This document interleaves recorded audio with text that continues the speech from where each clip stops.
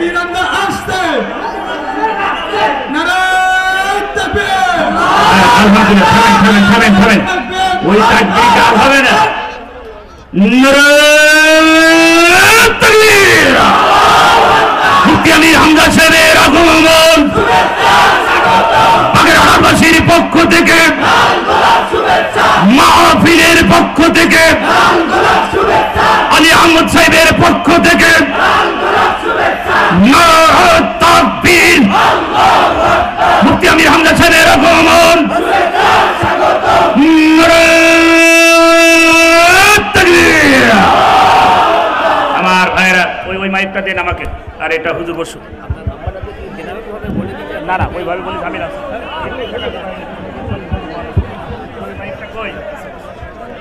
ওই মাইক কই আলহামদুলিল্লাহ এই মাইকের আওয়াজ বাড়ান। আচ্ছা সম্মানিত ভাইরা বসেন। আলহামদুলিল্লাহি রাব্বিল আলামিন ওয়াসসালাতু ওয়াসসালামু আলা রাসূলিহিল আমিন ওয়া আলা আলিহি ওয়া সাহবিহি ওয়া তাবিহি আজমাইন লাইলা ওয়া নাহারা ফিত তারফাইন فقد قال الله تعالى في كلامه المجيد وبرهانه التوحيد أعوذ بالله من الشيطان الرجيم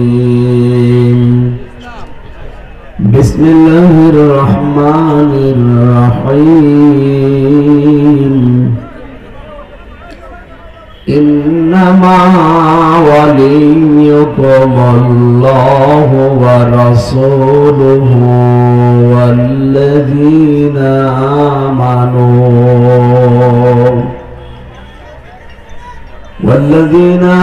آمنوا الذين يقيمون الصلاة ويؤتون الزكاة وهم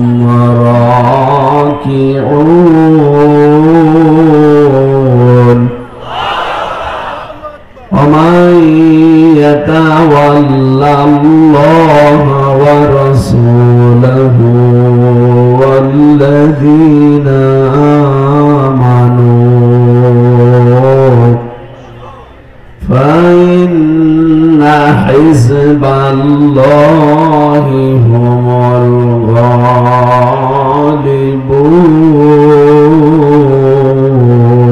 الغالبون صدقت يا ربنا اللهم صل على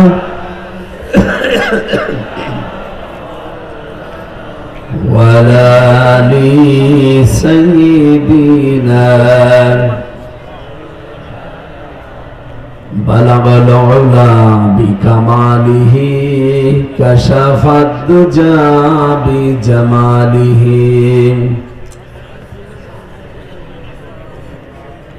صلوا عليه وآله الحمد لله বাংলাদেশের ঐতিহ্যবাহী এলাকা বাগেরহাট ভট্টকনকপুর সিদ্দিকিয়া আমিনিয়া মদিনাতুল উলুম মাদ্রাসার উদ্যোগে ২৭তম বাৎসরিক মহাবিশ্বের মহাবিশ্ব আমাদের মালিক আমাদের মনিব মহান রব্বুল ইজ্জাত ওয়াল জালালের মুখের পবিত্র বাণী কোরআনে কারীম পবিত্র অনুষ্ঠানের সম্মানিত সভাপতি হাজারো আলেমের উস্তাদ আল্লামা মোশতাক আহমেদ সাহেব খুলনা বিভাগীয় প্রধান বেফাকুল মাদারিসিল আরাবিয়া বাংলাদেশ মহতামিম দারুল উলুম মাদ্রাসা খুলনা হায়াতে তাজ্জেবা সিহাতে কুল্লিয়া কামনা করছে। এখানে যারা আলোচনা রেখেছেন গতকাল এবং আজকে যারা কথা বললেন নন্দিত মুফাসসির কোরআন মাওলানা আব্দুল্লাহ আল আমিন মাওলানা আব্দুল্লাহ ইয়াহিয়া শাইখুল হাদিস আল্লামা আব্দুল্লাহ আল নোমান চট্টগ্রাম মাওলানা হুসাইন মাহফুজ শিল্পী কবির বিন সামাদ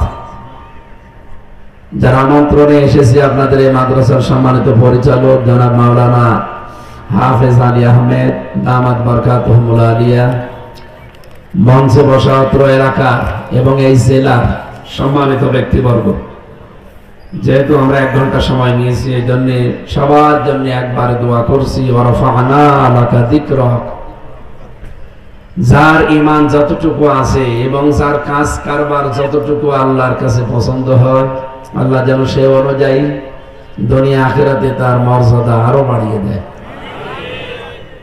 মানুষের মর্যাদা বাড়ে কিসে, সম্মান কিসে বাড়ে অনেকে জানে না, মনে করে জোর করে সম্মান পাওয়া যায়। পাওয়া যায় জোর করলে হয়তো সামনাসামনি আপনাকে দেখে ভয়ে হোক বা অন্য কোনো কারণে হোক মানুষ সম্মান দিতে পারে, তো মন থেকে না, পেছনে যে বলে আল্লাহ তুমি একে দেখো না, এটা তুলে নিতে পারো না। আমরা বহু মানুষকে দেখি সামনাসামনি সম্মান দেয়, পেছনে যে বরদোয়া করে, গালি দেয়। এখানে কোরআন জানিয়েছে মানুষের সম্মান 2টা জিনিসের ভেতরে আল্লাহ লুকিয়ে রেখেছে। কয়টা?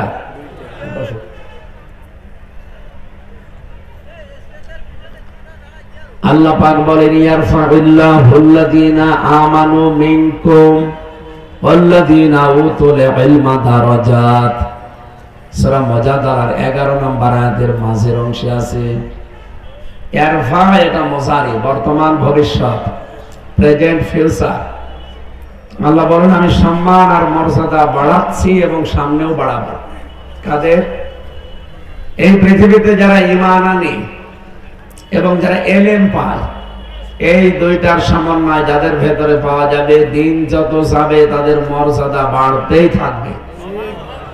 আর এই 2গুলো নেই যাদের, হয়তো সামনাসামনি মানুষ আপনাকে ভালো কথা বলতে পারে, সম্মান দিতে পারে, কিন্তু মন থেকে সম্মান আসবে না। ইন্নাল্লাযীনা আমানু ওয়া আমিলুস সালিহাত সায়াজআলু লাহুমুর রহমানু মুদ্দা। সূরা মারইয়ামের 96 নম্বর আয়াতে আছে, যারা ঈমান আনে আর ভালো কাজের আঞ্জাম দেয়, আমি আল্লাহ সৃষ্টি জগতের ভেতরে তাদের জন্য আলাদা একটা মহব্বত, ভালোবাসা পয়দা করে দিই। সুতরাং আমাদের সম্মান মর্যাদা বাড়বে আমাদের ঈমানে এবং আমাদের এলেমে। এই জন্য পৃথিবীতে সবচাইতে সম্মানিত আল্লাহর কাছে তারা, যে মানুষগুলো আল্লাহকে ভয় করে। ভয় করে কারা? যারা আলেম, যারা এলেম পেয়েছে। এলেম যারা পেয়েছে এই মানুষগুলোর সম্মান বাড়বে কখন? যখন তারা এলেম অনুযায়ী কাজ করবে। বাংলাদেশে বহু মানুষকে সামনাসামনি মানুষ ভয় করে, সম্মান দেয়, পেছনে সম্মান দিতে চায় না। তাদেরও জ্ঞান আছে, কিন্তু জ্ঞান অনুযায়ী তাদের কাজ নেই। কথা বুঝেন? এদিকে তাকান। এখানে জ্ঞান অনুযায়ী যদি আপনি কাজ না করেন, আপনার মর্যাদা আল্লাহ জীবনও বাড়াবে না। ওমান আসলামু মিম্মান কাতামা শাহাদাতান ইনদাহু মিনাল্লাহ আমাল্লাহু বিগাফিলিন আম্মা তা'মালুন। সূরা বাকারা 1 নম্বর পারার 20 নম্বর পৃষ্ঠা 13 নম্বর লাইনের 140 নম্বর আয়াতের শেষের দিকে আছে। আল্লাহ পাক বলেন পৃথিবীতে তোমরা আলেম মনে করো ওই মানুষগুলোকে না। আসলাম ইসমে তাফসীর, এর চাইতে বড় শব্দ আরবিতে আর নেই, এটা সুপারলেটিভ ডিগ্রি বলা হয়। রব্বুল আলামিন বলেন আমি আল্লাহর দৃষ্টিতে সবচাইতে বড় জালেম দুনিয়ায় ওই লোকটা যার কাছে কোরআনের জ্ঞান থাকার পরও দুনিয়ার স্বার্থে গোপন করে রাখে। আর এটা বাংলাদেশে বেশি। এক কথা বোঝেন? সুতরাং জ্ঞান অনুযায়ী যদি আমল আপনি করেন, নবীদের দিকে তাকান, তারা জ্ঞান অনুযায়ী আমল করেছিল না করে নাই? এই জন্য প্রত্যেকটি নবীর সম্মান মর্যাদা আকাশচুম্বী। রব্বুল আলামিন বলেন ইয়া হাসরাতান আলাল ইবাদ মা ইয়াতিহিম মির রাসূলিন ইল্লা কানু বিহি ইস্তাহজিউন। সূরা ইয়াসিনের 30 নম্বর আয়াতে আল্লাহ বলেন আমার আফসোস হয়, আমার আক্ষেপ ওই বান্দাদের উপরে এমন কোন নবী রাসূল পাঠালাম না যার সাথে সমসাময়িক মানুষেরা ঠাট্টা করে নাই, বিদ্রুপ করে নাই। বাগেরহাট বাসী বলেন তো নবীদের চরিত্র খারাপ ছিল?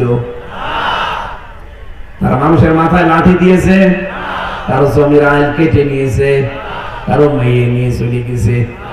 কেন তাদের উপর অত্যাচার? একটাই কারণ, কারণ তারা জ্ঞানের উপরে আমল করেছে।